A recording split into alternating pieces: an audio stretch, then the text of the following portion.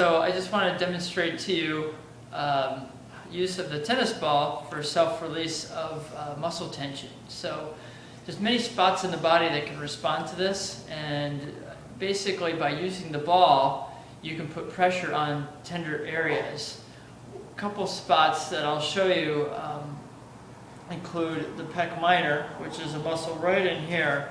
You kind of go below the collarbone and kind of go right over here. So you find a tender spot, and there might be several of them, a bunch of them that go along the ribs and underneath in here.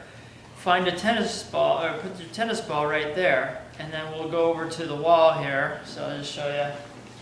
So go over to a wall and just put that ball right up against here, like that.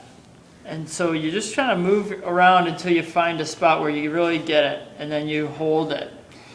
Now the idea of this, it's going to feel pretty uncomfortable, but the idea is to get that tension to release after 1.5 to 2 minutes. So try to just hold tight there, breathe through it, and just try to relax, okay? This one is pretty close where you probably could do it with your fingers, but the ball has a little bit of a squishy quality to it, so it has a little bit of forgiveness than your fingers.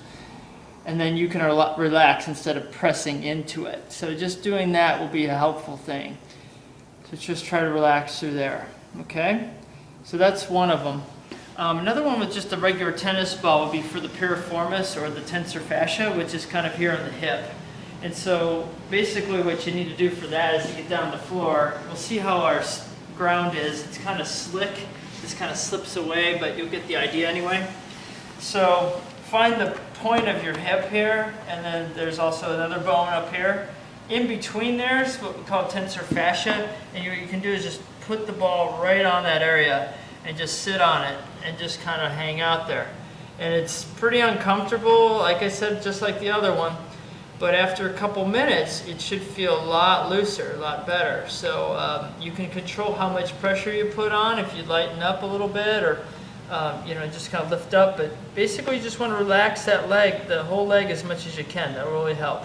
Another spot goes back in here behind the hip bone, kind of in the butt, and kind of a little higher. You'll find tons of them here, especially if you're a runner, which I am. I can find a ton of them. So just kind of find one that's most tender and do the same thing. Hold for 2 minutes, okay? So pretty simple.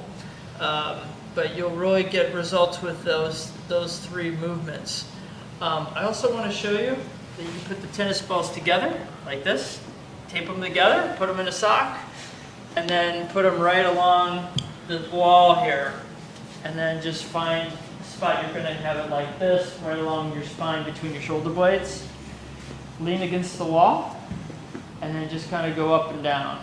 And find some tender spots. You can do the same thing as a hold, but a lot of my patients just like just to roll it. Many of us have, and maybe you can see with me, I'm pretty arched forward. I got a lot of kyphosis, so if I can put pressure here to help reverse that and get those spinal segments moving, it's going to be a benefit for you. So those are pretty simple techniques to use a tennis ball. I just wanted to do a little video to explain it so people know what to do. And hope you find this exercise helpful. If you have any questions, you can call me here at the clinic. All right, take care.